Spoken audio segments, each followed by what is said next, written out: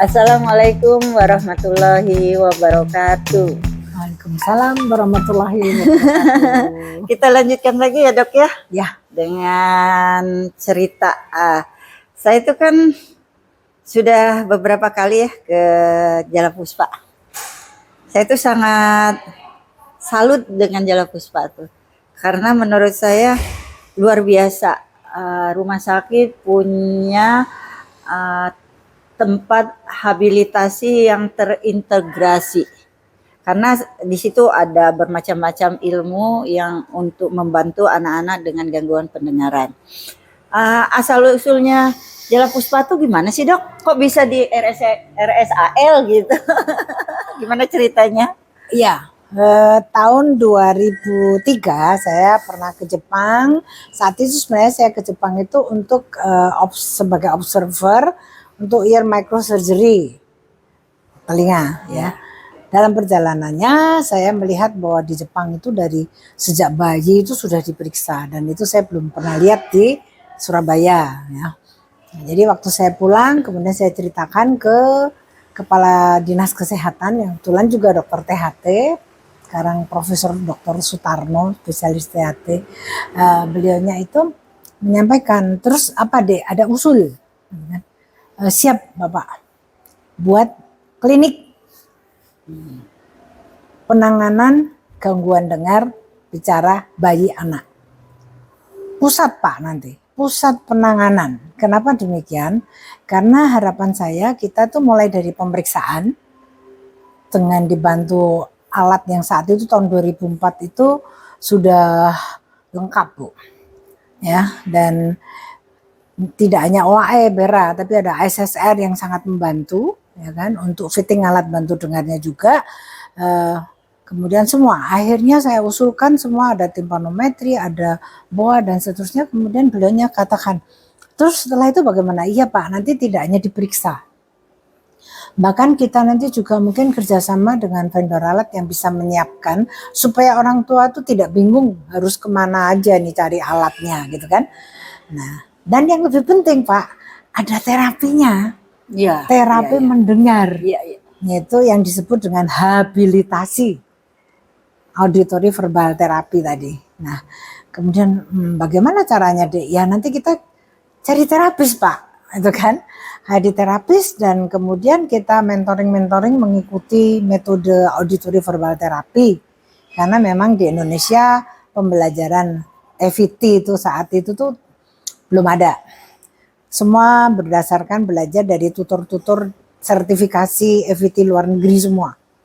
Nah, jadi saya katakan bisa Pak, nanti saya usahakan. Yang penting kami diberi SDM untuk ada di Jalapuspa. Ada audiologisnya, ada terapis auditori verbalnya gitu. Oh iya, maaf dok. Kalau terapis EVT itu dasar belakang pendidikannya apa ya dok? Ya, jadi sebenarnya untuk belajar metode auditory verbal terapi itu bisa dari, bahkan audiologis bisa, terapi bicara atau speech pathology speech itu bisa.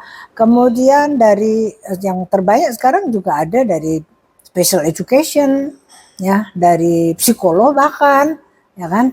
Jadi latar belakangnya memang bisa bervariasi. Tapi kenapa Jalapuspa, RSPA Dr. Ramlan, saya memilih yang berbackground dari terapis bicara? Karena saya melihat di dalam kurikulumnya terapis bicara itu bahwa di sana juga ada pembelajaran mendengar. Bahkan dalam psikologi juga ada, semua ada, ilmunya banyak gitu. Nah, berarti kalau saya bisa mengajak terapis bicara, saya PR-nya tinggal sedikit, ya kan? Mengajak untuk mengikuti training auditory verbal terapi. Saat itu belum, sampai sekarang juga belum ada kita di Indonesia tuh punya sekolah khusus EVT itu belum. Ya. Nah, yang ada sekarang di Indonesia kita sudah punya satu EVT Certified Internasional, Ibu Eka. Ya. Nah, selain dari itu kita semua ini namanya EVT praktisi. Tapi apakah terus bisa bekerja dan itu berlaku? Saya bilang, iya. Waktu saya pernah tahun 2005 bertemu dengan waktu itu acaranya di Jerman, jadi bertemu dengan audiologis dan terapis EVT certified di acara itu. Saya tanyakan karena dia bilang kalau di UK, di London, di Inggris itu anak-anak gangguan dengar ini 100% itu bisa sukses gitu. Saya katakan, lah berarti ada berapa EVT certified di sana yang EVT gitu kan, EVT certified. Dia bilang, not more than 10. So, yeah, we hand in hand with the parents. Saya masih ingat sekali tangannya kemudian menggandeng begini, we will hand in hand with the parents. Nah, itu menjadi modal kuat saya. Jadi, saya nggak perlu banyak sekali gitu kan. Tapi ternyata sekarang di Jalapuspa kita punya 4. Karena kalau di rumah sakit itu yang sudah ada kursinya, itu memang terapis bicara. Jadi saya tinggal minta mereka untuk yang mau gabung di Jalapuspa harus mau belajar tentang EVT. Dengan cara apapun. Jadi itu menjadi modal. Karena kita punya EVT, jadi kita bisa melakukan habilitasi. Dan bahkan dulu online kan, offline kan. Kemudian yang terakhir kita bisa melakukan telepraktis EVT. Dan ini pada saat pandemi menjadi sangat bermanfaat. Karena kita bisa dari jarak jauh.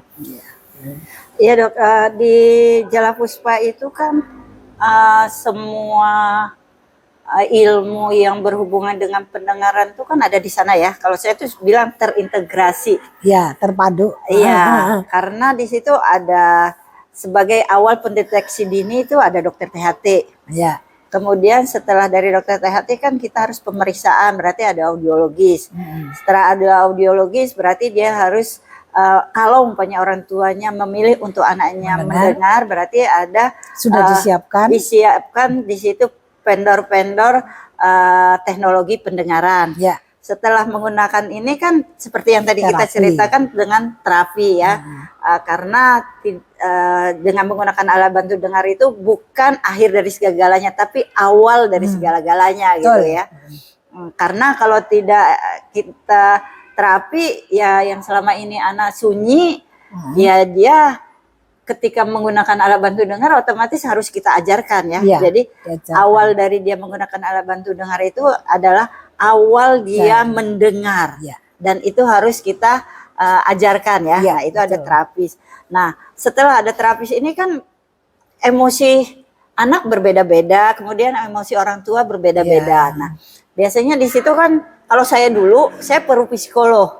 Nah, di Jalapuspa itu ada juga. Jadi, kenapa semua ada, Dok? Gitu, Dok. Ya, saya kolaborasikan dengan bagian psikologi.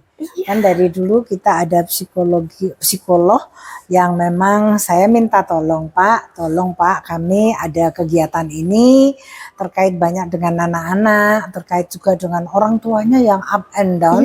Psikologinya juga mungkin ya macam-macam lah. Tolong deh. Oke dokter, saya bisa ke Jalapuspa. Nah kemudian ya jadi psikolognya datang ke Jalapuspa ya kan. Ya itu kalau memang ada masalah yang perlu kita ini. Tapi setiap kali kita adakan acara pun, terakhir kemarin saya juga tetap mengundang psikolognya. Barangkali ada orang tua yang punya problem dengan psikologi anaknya atau dirinya. Ya. Jadi itulah. Kemudian yang satu lagi Bu, setelah ternyata menggunakan teknologi alat bantu dengar yang alat bantu dengar biasa, kemudian dia dalam perjalanannya, dokter saya senang kalau anak saya lebih kuat nanti kekuatan mendengarnya, ya kan? Itu kita sajikan cochlear implant. Dan kemudian untuk proses cochlear implant sendiri di RSPA Dr. Ramelan semua lengkap, dokternya sudah bisa ada ya? Semua. Oh ya sudah 150 lebih Bu. Iya. Dan, berarti hebat banget nih RSPAL nih.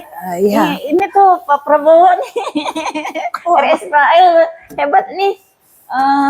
Coba dong Pak Prabowo rumah sakit Hankam ini loh. Iya, Hankam nih.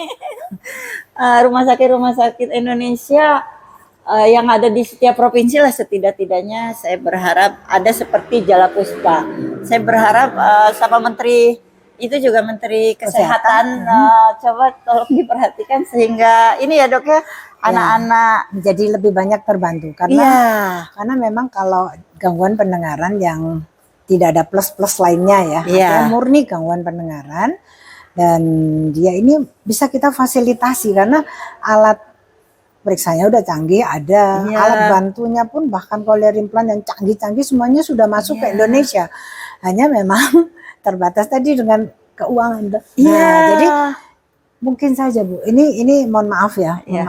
mohon maaf Pak Prabowo atau Pak Menkes.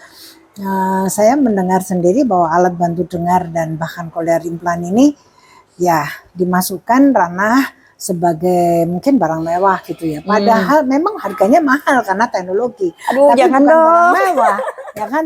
Semoga tidak, semoga Iya, salah. iya. Karena saya cuma pernah dengar dari orang bea cukai, ya kan? Oh. Nah, jadi ini alat primer kesehatan Ya. untuk komunikasi, untuk kehidupan bayi anak tersebut. Jadi rasanya kalau sekarang mau ada kenaikan PPN 12% ya. Saya sudah melihat sendiri bahwa Presiden juga bersama menteri-menterinya tidak semua naik. Oh, Tidak semua dikenakan PPN 12%. Ya, khususnya yang untuk kebutuhan pokok itu tidak. Nah, jadi saya jadi ingat lah, alat bantu dengar dan Kebutuhan cochlear pokok. implant ini kebutuhan pokok ini, bukan pokok dalam artian perut, tapi Iya, itu otak kita ya kan. iya, Nah, iya jadi, benar. ya kalau Ibu Roy selaku orang tua yang sudah berjuang ya Iya. sekian lama, ya mudah-mudahan saya ikut berbahagia kalau memang ternyata akan lebih banyak lagi anak yang bisa tertolong, karena memang yang pendengaran ini spesialnya justru kalau dia bisa menggunakan teknologi pendengaran, kemudian diajari diajari mendengar. Ya tadi tuh oleh terapis-terapis yang bisa beredar banyak itu terapis bicara.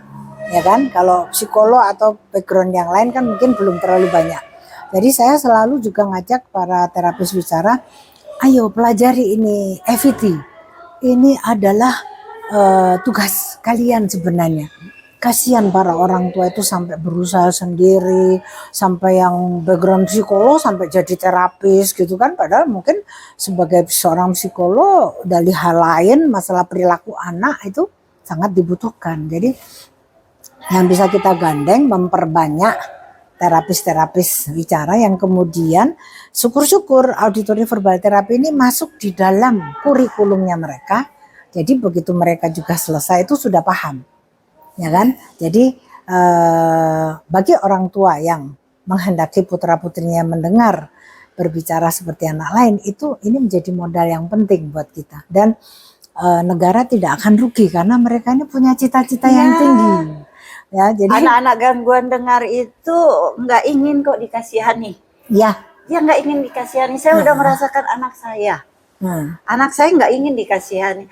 Hanya dia ingin diberikan kesempatan. Betul sekali. Sesuai dengan kemampuan dia. Iya, betul. Karena bayangkan ketika kakak Sofa sudah berjuang untuk masuk kedokteran, kemudian dia bisa sampai sarjana kedokteran, dia koas, ketahuan dia tunarungu, diberhentikan, itu luar biasa.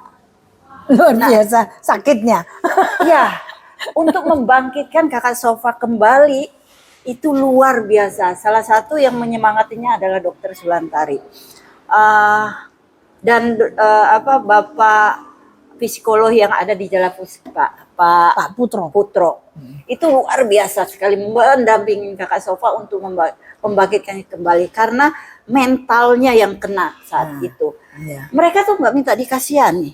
Iya. Mereka tuh punya tanggung jawab terhadap negara ini. Punya rasa ingin seperti anak normal lainnya gitu ya. Kalau dia memang nggak mampu ya nggak mungkin juga kita terjunkan ke sana. Tapi ini dia merasa mampu. Cuman kesempatan itu tidak diberikan. Dan saya berharap kepada pemerintah jangan lagi terjadi masalah seperti kakak Syafa. Ya sebenarnya masuk di fakultas kedokteran, saya sendiri dokter, itu stetoskop khususnya pun sudah ada. Ya. Dan itu Sofa punya kan? Punya dua ya. Dan bahkan saya juga pernah konsultasi dengan dokter kandungan, Opsin. Bagaimana kalau dia mendengarkan denyut jantung bayi di perut ibu dengan menggunakan alat khusus tadi? Tidak bisa, karena kan alatnya harus beda. Kata dokter Opsinnya, sekarang sudah ada banyak Doppler. Jadi mendengarkan denyut jantung bayi anak pun sudah tidak menjadi kendala gitu. Jadi sebenarnya Ya hanya kalau dia ini nanti berkomunikasi kan, dikhawatirkan komunikasi. Saya katakan justru biasanya anak-anak yang seperti ini itu dia bisa lebih care, matanya tuh lebih pinter. Matanya juga pinter, bukan lebih pinter, matanya juga pinter sehingga bisa membantu untuk berkomunikasi. Jadi punya hati, punya rasa gitu kan. Punya empati juga tinggi ya kan. Jadi mestinya mereka juga bisa menjadi dokter. Ya, semoga Ya. berikutnya ada anak yang pasca gangguan dengar bisa menjadi dokter ya dok ya. Ya, Kita berharap semoga seperti itu. tidak ada yang mengunderestimate. Iya. Mari kita coba dulu. Iya. Jadi seperti jujur itu. Ibu, waktu saya dengar Safa masuk di fakultas kedokteran di sebuah fakultas kedokteran di Sumatera Selatan, saya bilang, aduh semangat, saya lebih semangat. Itu tuh 2012 ya kan. Wah, dari terapis saya tuh Rofika, dokter ada yang sudah bisa masuk FK. Hebat. FK mana itu? Gitu kan. Aduh saya tidak tahu. Hebat itu FK-nya. Jempolnya kalau bisa saya kasih 20, saya kasih 20 gitu kan. Saya bilang, wah keren gitu. Tapi begitu saya kemudian di tahun 2018 mendengar dari Ibu Safa sendiri, ternyata di 2016 berhenti studikan karena Safa memakai alat bantu dengar. Itu saya rasanya sangat sedih dan gemes gitu. Kok bisa ya? Padahal dia sudah lulus S1 Fakultas Kedokteran. Kenapa enggak kita beri kesempatan untuk membuktikan akhirnya dia bisa enggak ya profesi dokter? Gitu kan? Nah, jadi ya bagaimana ya, saya waktu mendengar itu pun saya juga Udah telat ya dok ya. rasanya bukan cuma terlambat. Saya kemudian malah menyesal kenapa fakultas kedokterannya yang saya dulu banggakan itu malah menjadi terbalik. Karena kan kenapa enggak bisa membackup mahasiswa yang sudah diterima, ya kan, sekalipun mungkin kalau sudah profesi dokter itu kerjasama dengan rumah sakit pendidikan. Tapi semua selama ini yang saya tahu rumah sakit pendidikan pun juga tidak boleh semena-mena mengejudge mahasiswa tersebut ya kan. Dia harus kolaborasi dulu dengan fakultas kedokterannya. Jadi ini yang mungkin saja saat itu tidak terjadi di fakultas kedokteran dan rumah sakit yang Safa waktu itu ada. Tapi saya tetap berharap, dan Safa juga lewat saya sampaikan, sudahlah dokter, yang penting nanti semoga ada adik-adik kami yang masih bisa. Karena kalau kami bisa itu saya sudah sampai di S1 kan saya bisa kan? Iya. Ya kan? Hanya tinggal sebentar untuk profesi dokter. Iya. Ada kurang apanya? Kita bisa cari sebenarnya. Kenapa kayak kok nggak bisa? Iya. Ya, ujian nasional pun ya soal yang bisa ya. soal yang apa tadi itu mendengarkan denyut jantung bayi itu dia. Soalnya mungkin dari 100 soal cuma 2. Kalau dia jatuh di 2 soal itu, di yang lain dia lulus bagaimana? Iya. Ya kan? Dan ternyata setelah itu juga banyak yang sudah pakai Doppler, jadi bukan pakai lagi itu. Jadi mungkin ini yang perlu kita nanti, mudah-mudahan ya Bu ya. Semoga bisa jadi dokter ya, jadi insinyur, jadi arsitek, jadi farmasis ya, jadi apoteker, semua boleh, bisa ya. Bisa. Cuma memang jujur Ibu, kalau untuk jadi TNI dan Polri ini saya mungkin perlu menyampaikan bahwa memang ada tuntutan tertentu untuk TNI dan Polri karena dia benar-benar harus terpilih dan memang sempurna ya untuk semua kan itu ada penilaiannya Bu. Dari ujung rambut sampai ujung kaki ya.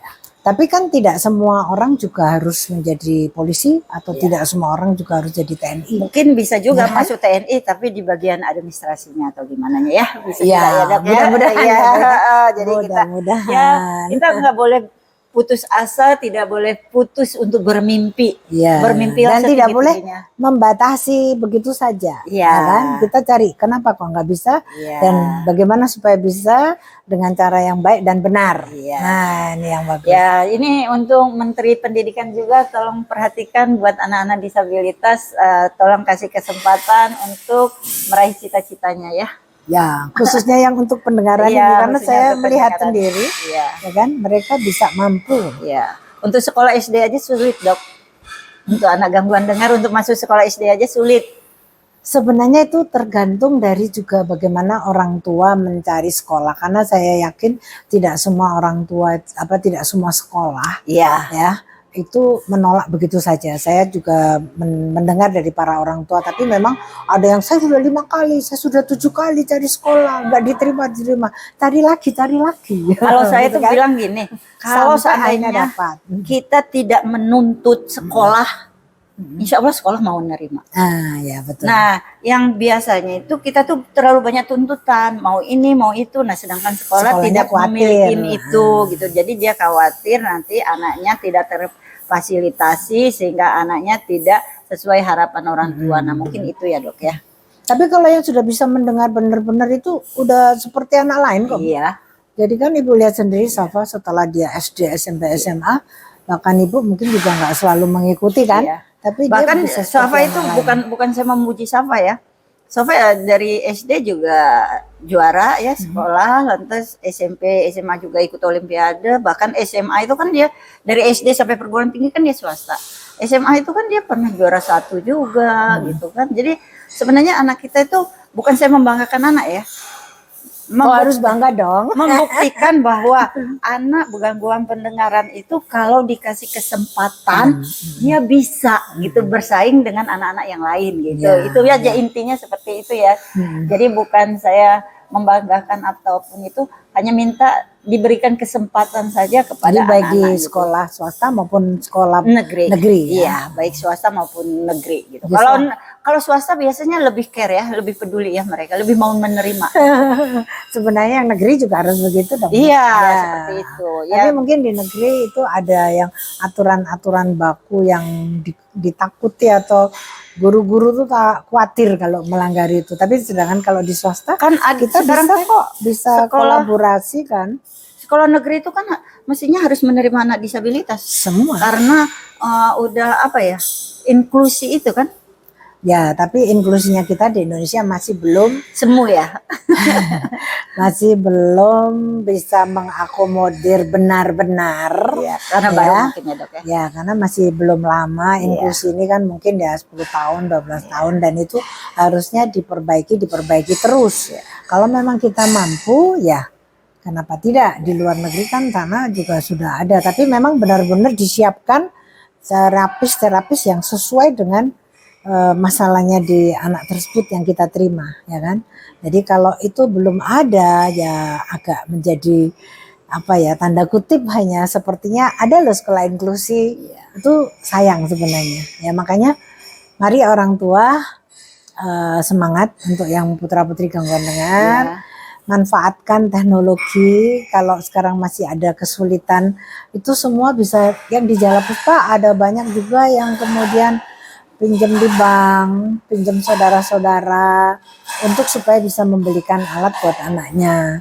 Nah, harapan saya karena yang saya bolak-balik setiap hari 20 tahun ini, Bu, selalu mendengar keluhan orang tua, dokter kok alatnya mahal ya, saya tidak mampu. Apalagi anak-anak yang dari orang tua milenial, Bu, saya sudah mengalami.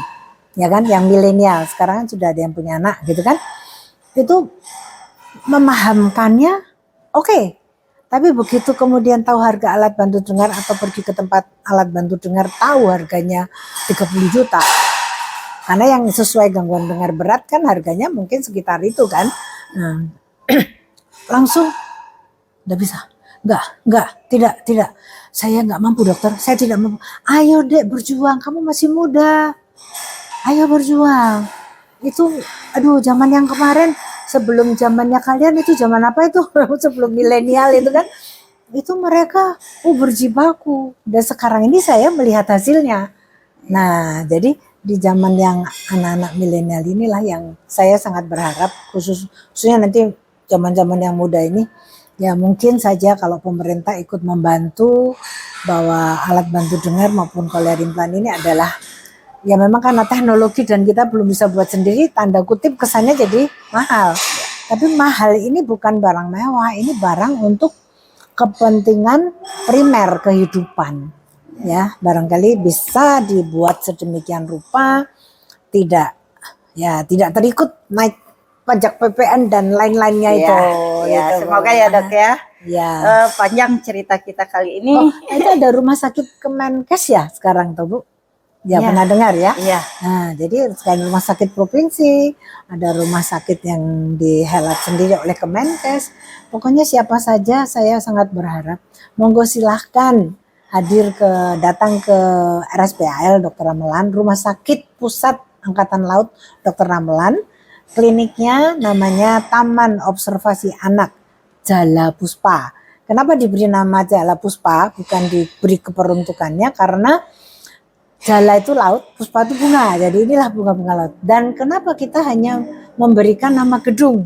Ya, karena tentu kurang cantik, kurang indah kalau saya menuliskan sesuai keperuntukan. Itu sebabnya saya tidak memberi sesuai dengan keperuntukannya. Berbeda dengan chest pain unit. Wah, supaya orang langsung datang ke sana kalau nyeri dada gitu kan. Nah, jadi itulah, semoga kita doa ya Bu ya. Iya. Semakin banyak rumah sakit yang bisa memiliki fasilitas untuk menangani penanganan gangguan dengar bayi anak. Dokter THT juga sudah semakin banyak. ya. Saya yakin juga teman-teman sejawat THT itu jauh lebih hebat kok Bu dari saya. Saya ini hanya memulaikan, mengawali, mudah-mudahan nanti adik-adik semua sejawat yang tergerak hati itu, mudah-mudahan saya selalu berdoa itu Bu. Ya, saya berharap Kemenkes memperhatikan itu. Wah, langsung tutup poin ya kalau Iya. orang tua, hebat sekali. Iya dong. Saya sebagai orang tua berharap banget dengan Kemenkes sekarang Iya. untuk memperhatikan itu. Karena anak-anak gangguan pendengaran ini tidak minta dikasihani, mereka juga merasakan punya tanggung jawab terhadap negara kita ini. Dia sangat cinta terhadap Indonesia. Ya. Safa tuh pernah ditawarin untuk melanjutkan kedokteran di luar, tapi dia tidak karena dia cinta Indonesia. Ah ya, hebat sekali. Ya, itu aja Dok. Ya. Bincang-bincang kita kali ini. Semoga lain waktu kita berbincang lagi untuk kemajuan anak-anak kita semua. Oke, sahabat Kakak Safa, sampai di sini. Jangan lupa like, comment, and share. Oke, assalamualaikum warahmatullahi wabarakatuh. Bye bye.